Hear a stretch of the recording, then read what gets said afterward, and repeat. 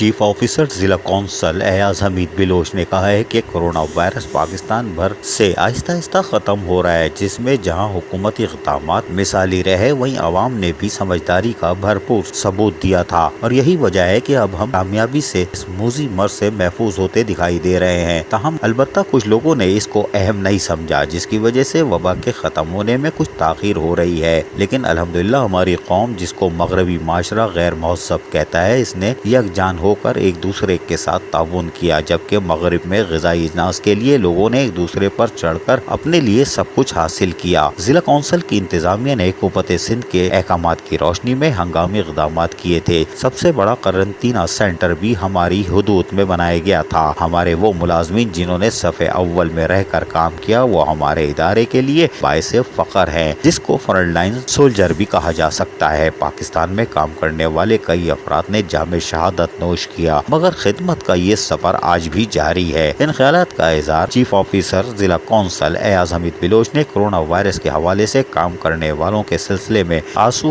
Foundation کے زیر اہتمام ہونے والے پروگرام سے کیا، جس میں فاؤنڈیشن کے عہدیدار Sumaiya Khan, Jonathan, director admin Sharif Shaikh, Talib حسین، عمران، جلال حنیف، احمد شیخ، ڈی ایچ او عبدالجبار شیخ، افضل لغاری، شفیع بلوچ، دیگر نے بھی شرکت کی۔ عارف KBS بلدیاتی نیوز کراچی۔